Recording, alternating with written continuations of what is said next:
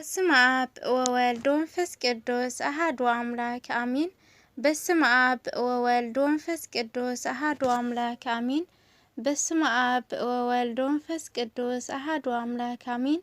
ሰላም ለክሙ ክቡራን አሐትየ ወአኀውየ እፎ ሃለውክሙ ሰላም ንአሐትም ይኹን ክቡራት ኣሕዋተይን ኣሓተይን ከመይ ኢኹም? ከም እግዚአብሔር ቅዱስ ፈቃድ ካብ ዝሓለፈ ዝቐጸለ ንብዓት እቲ ዲያቆን መበል 12 ክፋል መንፈሳዊ ሓቀኛ ዛንታ ሒዘልኩም መጽየኒኹ ጀሚረ ክሳብ ዝውድእ ምሳይ ክትጸንሑ ብትሕትና ይምሕጸን። ክትኣቲ ተለኹም ናይ ደወል ምልክት ብምጽቃጥ ቤተሰብ ኩኑ። ቤተሰብ ዝኾንኩም ድማ ላይክ ሸር ብምግባር ምብረታዕኹም ኣይፈለየኒ። ናፍቲ ትሕዝቶ ከብለኩም ንብዓት እቲ ዲያቆን መበል 12 ክፋል እቲ መናፍቕ ድማ ወታእታ ድሕሪ ምዋል ካብ ራእይ ዮሃንስ ጥራሕ ኣይበለን ካብዛ መጽሓፍ እዚኣ እዩ ዝበለ። መጽሓፍ ቅዱስ ድማ ሓንቲ እያ፣ ንሳ ድማ ብሉይን ሓድሽን ኪዳን ካብዚ ወጻኢ ኣይንጥቀምን ኢና በሎ። ዲያቆን ድማ ኦኬ ካብዚ ወጻኢ እንድሕር ደኣ ዘይኮነ ህድእ በል ቃልካ ኣይትዕጸፍ ብሩኽ ሓዊ መጽሓፍ ቅዱስ 66 እዩ ክትብል ጸኒሕ ሓምሽ ሕጂ ድማ ሓንቲ እያ ትብል ኣለኻ። እሺ ሓንቲ እያ እስኪ ንበል ንሓንቲ መጽሓፍ ክንደይ ሰባት ይጽሕፍዋ? ሓደ ምናልባት ወይ ክልተ ወይ ሰለስተ ወይ እውን ብግሩብ ኮይኖም እንዳተሓጋገዙ ክጽሕፍዋ ይኽእሉ እዮም። መጽሓፍ ቅዱስ ግና ጽሕፈቱ ኣዝዮም ብዙሓት እዮም ዝጽሓፍዎ። ንኣብነት ናይ ብሉይ ኪዳን መጽሓፍቲ እንድሕር ደኣ ወሲድና ቅድሚ ጌታና መድሃኒና ኢየሱስ ክርስቶስ ማለት እውን ቅድሚ ልደተ ክርስቶስ ተጻሓፉ ኮይኖም መጽሓፍቱ ድማ እዞም ዝስዕቡ እዮም። ቀዳማይ ሊቀ ነቢያት ቅዱስ ሙሴ፣ ከምኡውን ነቢይ ሳሙኤል፣ ከምኡውን ንጉስ ቅዱስ ዳዊት፣ ከምኡውን ጥበበኛ ሰሎሞን ወዘተ እዮም።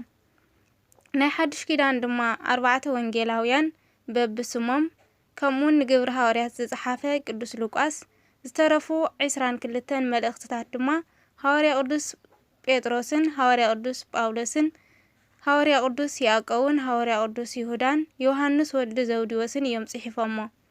ነዚ ተቕበሎ ዲኻ ብሩኽ ሓወይ በሎ።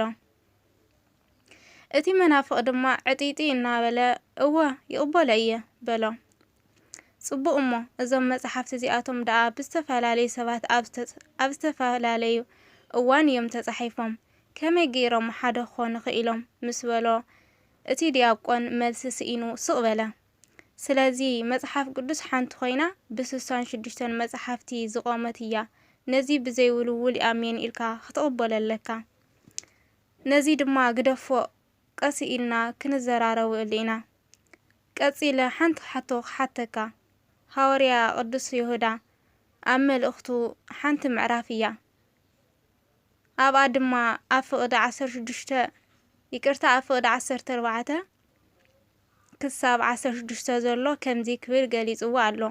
እቲ ካብ ኣዳም 7 ወለዶ ዝኾነ ሄኖክ እውን ብዛዕባ እዞም ሰባት እዚኣቶም እንሆ ጐይታ ንኹሎም ክፈርዶም ምስ ኣላፍ ቅዱሳኑ ክመጽእ እዩ።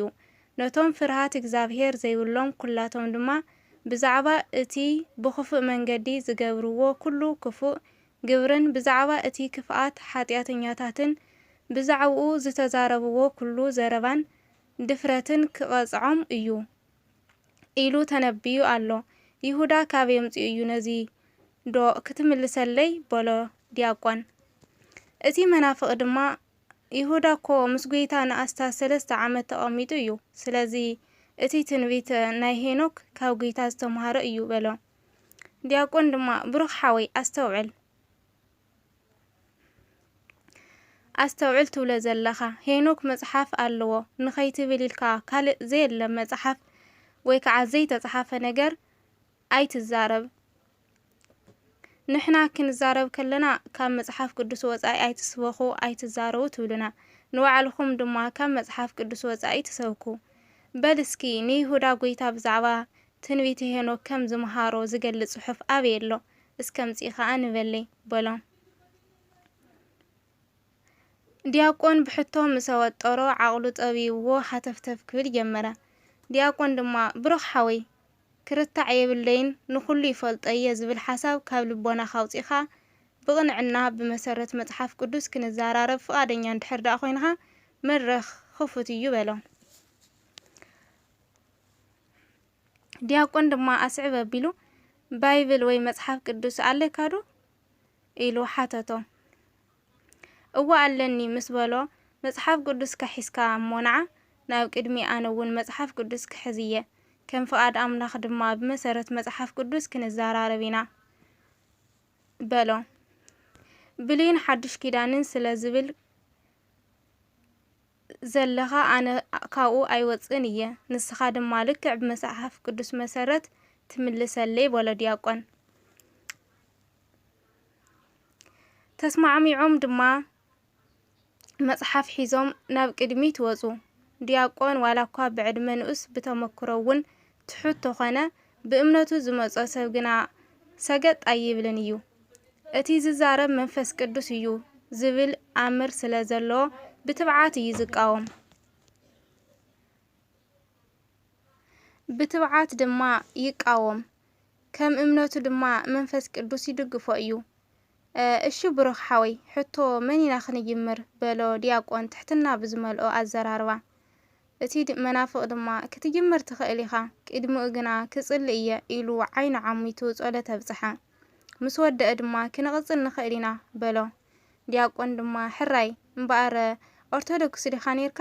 እዎ እንተኾይኑ መልስኻ ስለምንታይ እምነት ቀይርካ ሓጺር መልሲ ክትህበኒ እየ ደልየ በሎ። እቲ መናፍቕ ድማ እወ ቅድሚ 5 ዓመት ኣብቲ ናይኩም እምነት እየ ነይረ። ዝወፃኹሉ ምኽንያት ድማ ብዙሕ እዩ። ካብ ብዙሕ ውሕዱ ክጠቅስ እንተኾይነ ግን ንጻድቃን ዶ ንመላእኽቲ ንማርያም ዶ ንገብርኤል እናበልኩም ትገብርዎ ስግደት ይኹን ኣማላድነት ኢየሱስ ስለ ዘይቅበሎ ካልኣይ ስእልን ምስኣልን ኣይትግበሩ እንዳተባሃለ ኣብ ስእልን ምስልን ምስጋድኩም ካልእ ብዙሕ ኣሎ ግን እዚ ይኣክል እዩ በሎ። ዲያቆን ድማ እሺ ሕተይ ቀጽል እየ ስግደት ንቅዱሳን ኣይግባኣን ከምኡውን ከማልዱ ኣይክእሉን እዮም ዲኻ ትብል ዘለኻ በሎ። እወ ትኽክል ስግደት ንሓደ ኣምላኽ ኣማላድነት ድማ ብኢየሱስ ጥራሕ እዩ ዝፍጽም ስለዚ ትገብርዎ ኩሉ ጌጋ እዩ በሎ። ዲያቆን ድማ ኦኬ ክልተ ኣርእስቲ ሒዝና ስለ ዘለና ከም ፍቓድ ኣምላኽ ሓንቲ ኣርእስቲ እሞ ንምረጽ ክምልሰልካ እየነት ሓንቲ እውን ምስ ወዳእና በሎ። እቲ መናፍቕ ብዛዕባ ምምላድ እንተንዛረብ ጽቡቕ ነይሩ በሎ። ዲያቆን ድማ መጽሓፍ ቅዱስ ዝብለና ብዘይካ ኢየሱስ ኣማላዲ የለን ኢየሱስ ከም ዘማልድ ግን ኣብ ሮሜ ምዕራፍ 8 ፍቕዲ 34 ቀዳማይ ዮሐንስ ምዕራፍ 2 ካብ ፍቕዲ 1 ክሳብ 3 ገሊጽዎ ኣሎ። ስለዚ ተኽለ ሃይማኖት ዶ ጋብር ዶ ሚካኤል ዶ ገብርኤል ኣየማልዱን እዮም ኢሉ እቲ መናፍቕ ተዛረባ። ዲያቆን ድማ ብሩኽ ሓዊ ብስምዒት እምበር ብርድኢት ምስትውዓል ትዛረብ ዘለኻ ኣይመስለንን። ኣስተውዕል ኣርእስቲ ኣይተግፍሕ ኢየሱስ ኣማላዲ እዩን ቅዱሳን ኣየማልዱን እዮም ዝብል ክልተ ኣርእስቲ ስለ ዝኾነ ሓደ ንሓዝ። ጎይታ ፈራድ እምበር ኣማላዲ ከም ዘይኮነ ድማ ኣስፊሕና ክንዛራረብ ኢና በሎ። ናብ ናይ ቅዱሳን ኣማላድነት ክንምለስ ቅዱሳን ከም ዘማልዱ ካብ ብሉይ ኪዳን ኣብርሃም ንሶዶምን ንጎሞራን ሙሴ ንህዝቢ እስራኤል እዮም ንክልተ ዕሩኽቱ ወዘተ እዞም ጠቒሰልካ ዘለኹ ብተግባር ናብ ኣምላኽ ዘማልዱ እዮም። ግን ኣምላኽ ዓይነ ልቦናኹም ይኽፈተልኩም ዳ እምበር ብሉይ ኪዳን ተሳዒሩ እዩ ሓድሽ ኪዳን ሓድሽ ሕጊ እዩ ከም ትብሉ ስለ ዝፈልጥ ናይ ሓድሽ ኪዳን እውን ሓንቲ ጥቕስ ክበካ እየ። ቀዳማይ ጢሞቴዎስ ምዕራፍ 2 ካብ ፍቕዲ 1 ክሳብ 2 ቅድሚ ኩሉ እምበኣር ምህልላ ጸሎት ምምላድ ምስጋና ምእንቲ ኩሉ ሰብን ነገስታትን ሰበ ስልጣንን ክገብር እምዕድ ኣለኹ ይብለና ኣሎ ሐዋርያ ቅዱስ ጳውሎስ። ስለዚ ምምላድ ኣሎ ማለት እዩ። መቸም ንክርስቶስ እዩ ኣማልድ ዝብሎ ዘሎ ከም ዘይትብለኒ ርግጸኛ እየ። ንጢሞቴዎስ ናይ መንፈስ ወዱ እዩ ከም ኢሉ ክምህርን ከስተግብርን ዝእዝዞ ዘሎ። ንባዕልኹም እውን እኮ ንፓስተር ጸልየና ትብልዎ ኢኹም። እንታይ ደኣ ንሕና ንቅዱሳን ጸልዩና ትበልናዮም ደኣ ስለምንታይ ትቃወሙና? በሎ እቲ መናፍቕ ድማ ጽቡቕ ኣለኻ ንፓስተርና ጸልየና ንብሎ ኢና ንሕድሕድና ክንጸላለውን ጎይታ ኣዝዩ እዩ ንዝሞቱ ብህይወት ንዘየለዉ ግና ጸልዩና ክንብሎም ኣይግባእን እዩ ዝሞተ ሰብ ሞይቱ እዩ ከመይ ገይሩ እዩ ካብ መቓብር ኮይኑ ከም ማልደልኩም ክጽልየልኩም ተሓስቡ ከምኡውን ዘማራይ ዳዊት ካብ ሞት እንበሳ ህያው ከልቢ ሓይሽ ኢሉና ኣሎ ስለዚ ንብህይወት ዘሎ ዳኣምበር ንዝሞተ ጸልየለይ ክትብሎ ጌጋ እዩ በለ ዲያቆን ድማ ቅብል ኣቢሉ ቅዱሳን ምስ ሞቱ ክጽልዩ ኮነ ከማልዱ ኣይክእሉን እዮም ኣብ መቓብር ኮይኖም ኣብ ዓለም ዘሎ ክፈልጡ ኣይክእሉን እዮም እንዲኻ ትብለን ዘለኻ መናፍቕ እውን እወ በሎ ብህይወት ዘየለ ከማልድ ኣይክእልን እዩ ዲያቆን ድማ ቅዱሳን ህያዋን ምዃኖም ብዙሕ ጥቕሲ ከም ጸልካ እየ ቅድሚኡ ግና ሕቶ ኣለኒ ንሱ ድማ ሕራይ በሎ ቅዱሳን መላእኽቲ ህያዋን ምዃኖም ከም ዘይሞቱ ተኣምን ኢኻ ሓቀይ በሎ ንሱ ድማ እወ ይኣምን እሞ ስለምንታይ ደኣ ሚካኤል ዶ ገብርኤል ዶ ከማልዱ ኣይክእሉን እዮም ትብል ጸኒሕኻ ሕራይ ቅዱሳን ሰባትስ ሞይቶም እዮም ከማልዱ ኣይክእሉን እዮም ኢልካ ንቅዱሳን መላእኽትኸ እንታይ ኢኻ ክትብሎም በሎ እቲ መናፍቕ ድማ መልሲ ሲኢኑ ስቕ በለ ካብኡ ንላዕሊ ምቕጻል ከም ዘየዋፅኦ ስለ ዝፈለጠ ድማ ቀዲመ መጽሓፍ ቅዱስ ክገልጽ እየ ሓዚ ግና ንዝነበሩ ንጥቕስታት ረሲዐየን ኣለኹ በሎ ዲያቆን ድማ ስምዐኒ ብሩኽ ሓወይ ዝተወሰነ ጥቕስታት ክተጽንዕ ኢልካ ጊዜኻ ኣይተጥፍእ መጀመርያ ንመምሃራን ሕተት ስለምንታይ ኢኹም ኣማላድነት ተኣምኑ ንቅዱሳን ትሰግዱ ወዘተ ኢልካ ኮታስ እቲ እምነትካ ክቐይረካ ዝኽኣለ ነገራት ኩሉ መልሲ ክትረኽበሉ ኢኻ ንስኻ ጥራሕ ነቦታት ምሕታትን ትሕት ኢልካ ምምሃርን የልየካ እዩ ሕቶታትካ መልሲ እንተስኢንካሉ ሃይማኖትካ ክትቕይር ኣይኮነን ግን ሓደ ፓስተር መጽዩ ብዘይካ ኢየሱስ ኣማላዲ የለን ኢሉ ጥቕሲ ስለ ዝነገረካ ስግደት ኣይግባኣን እዩ ስለ ዝመሃረካ እምነትካ ክትክሕድ ኣይግባኣን እዩ ዝሓወይ ካብ ዝርርብና ዝተረዳእኽዎ ነገር እንድሕር ደኣሃልዩ ናይ መጽሓፍ ቅዱስ ፍልጠትካ ድሩት እዩ ከመይ ተደኣልካኒ ኣነ ምስ ውሑድ ዓቕመይ ደው ከብለካ ዝኽኣልኩስ ዓበይቲ ናይ ተዋህዶ መምሃራን ተዝረኽቡኻኸ ሓንቲ ስጉም እውን ክትኸይድ ኣይትኽእልን ኢኻ ስለዚ ብሩኽ ሓወይ መጀመርያ ስለ እታ ጥንታዊ ተዋህዶ ናቦታትካ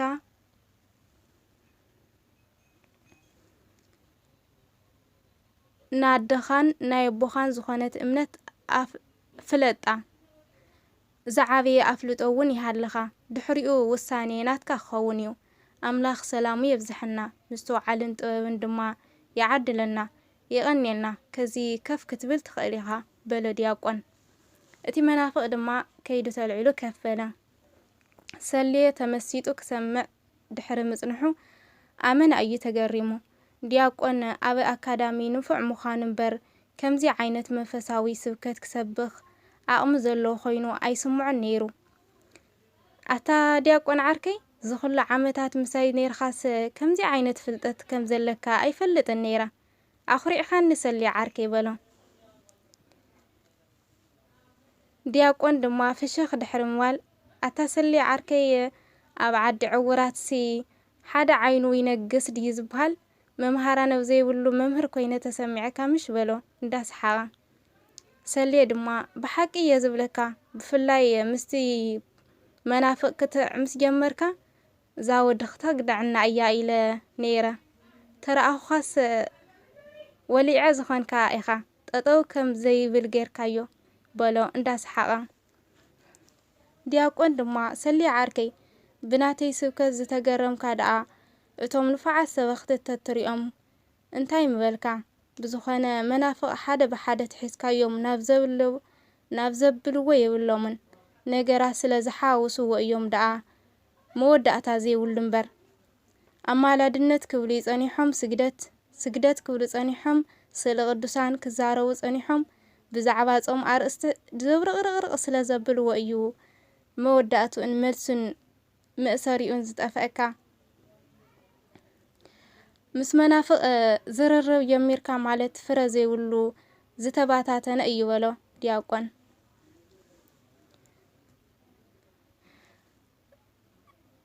ديا سليد ما حقها دياقوني بلو دياقون دما أتسلي عركي مسيود آخي كون بر نزن قلعو مرخب كون نيرا مسا أنت قاركيران دي مزيه كمي كمزلو حتن بلو سليد ما أتا دياقون عركي أحواتكا خلو ستقاركيرا مزيه اختبل قريري دا أخام معزي خاجم ميركا بلو انداس حقا دياقون دما دحان قداي كالي إيو وسيدني قداي بلو دياقون فشخنا بلا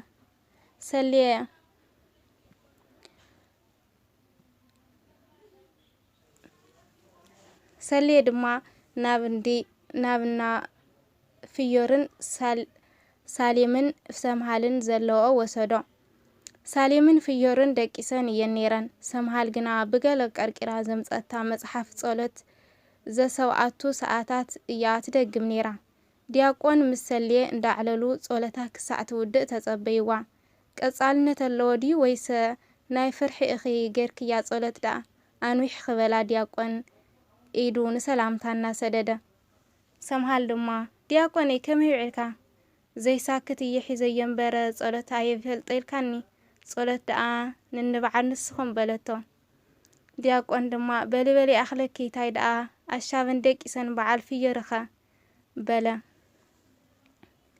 أيدك أسنان دياقوني نسمحال كين ربشاين اينا قوخين نمبر علنا بلتا في يري سي وعرا حفتي كما يدخي تحقسني سلامي كدخي موادو بلا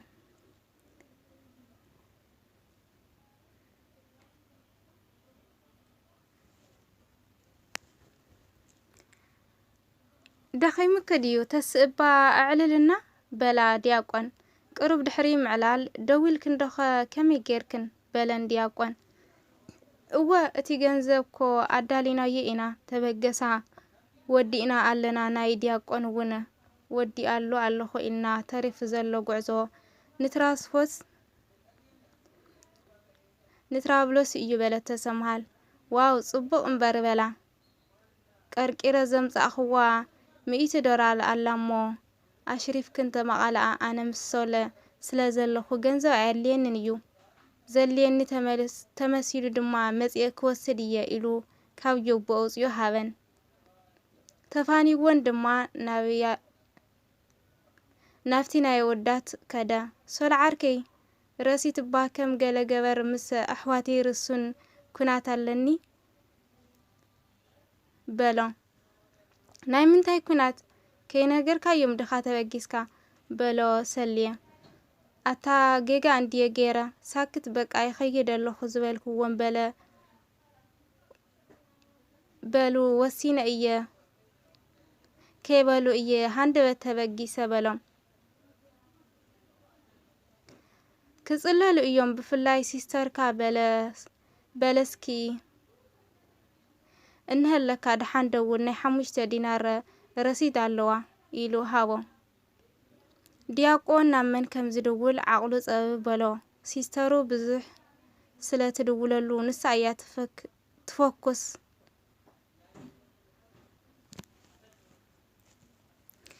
كم أون نامبرا بقالو يفلت أسلا زنبرا ناحفتو كدمول قطرتات كتوو جمرا نلومين نبرنا مبل 10 تخلتي كفال نوعات اتي دياقون أو زي تفلسما مبل 10 سلستي كفال يرخبنا وسواه لإكزافير ولا لا دنجل ولا مسكالة كور آمين